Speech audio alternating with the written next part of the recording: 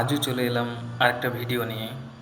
আজ আমি পড়াবো দ্য পাসিং অ্যাওয়ে অফ বাপু থেকে ইউনিট 2। তোমরা সেটা মন দিয়ে দেখবে এবং যদি কোনো অসুবিধা হয় আমাকে কিন্তু জানাবে। তো চলো শুরু করা যাক। গান্ধীজির funeral was to take place the day after his death. তার মৃত্যুর পরের দিনই গান্ধীজির যে ফিউনারাল সেটা হওয়ার কথা ছিল। Hours in advance people lined the route the funeral procession was to follow. Hours in advance মানে অনেক আগে থেকেই পিপল লাইন্ড মানুষজন দাঁড়িয়েছিল the route the funeral procession was to follow, যে পথে গান্ধীজির মৃতদেহটা নিয়ে যাওয়া হবে বা গান্ধীজিকে নিয়ে যাওয়া হবে সেই রাস্তায় কিন্তু বা সেই পথে সবাই ভিড় করে দাঁড়িয়েছিল। Padma Singh Mrs Naidu's daughter, Mrs নাইডুর ডটার ছিলেন কে? Padma Singh. Spoke for us all when she said simply, মানে তিনি খুব সহজেই বললেন। কি বললেন? স্পোক ফর আস, তিনি আমাদের সকলের জন্য বললেন যে উই উইল ওয়াক, আমরা হাঁটব। It is the last time we shall be walking with Bapu, এটাই কিন্তু শেষ সময় যে বাপুর সাথে হাঁটার, মানে এটাই শেষবার।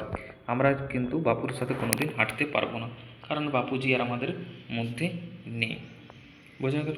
চলো নেক্সট কি বলছে। It was an agonising walk. Agonising মানে এখানে অ্যাগোনাইজিং বলতে যন্ত্রণাদায়ক, মানে কষ্টে তারা যন্ত্রণা পেয়েছে যে বাপুজি মারা গেছে, তো সেই অ্যাগোনাইজিং মানে হচ্ছে যন্ত্রণাদায়ক। তো কী বলছে? It was an agonising walk, এটা ছিল একটা যন্ত্রণাদায়ক হাঁটা। Thousand silently watched the procession, হাজার হাজার মানুষ কী করেছিল না, নিস্তব্ধ হয়েছিল, নিস্তব্ধ হয়ে দেখছিল, মানে কিছু বলেনি, ওয়াচ করছিল বাপুজিকে। বাপু lay on an open truck covered with flowers. লে মানে শুয়ে থাকা, বাপুজি শুয়েছিল কোথায়? অ্যান ওপেন ট্রাক, একটা খোলা ট্রাকের মধ্যে, যেটা কাভার্ড উইথ ফ্লাওয়ার্স, যেটা কিন্তু ফুল দিয়ে ঢাকা ছিল, ফুলে ঢাকা ছিল, সেখানে কিন্তু তিনি শুয়েছিলেন। তার মৃতদেহটা শুয়ে আছে বলতে চাইছে সেটা। থাউজেন্ডস অফ পিপল ওয়েপ্ট, এখানে ওয়েপ্ট মানে কান্না করা।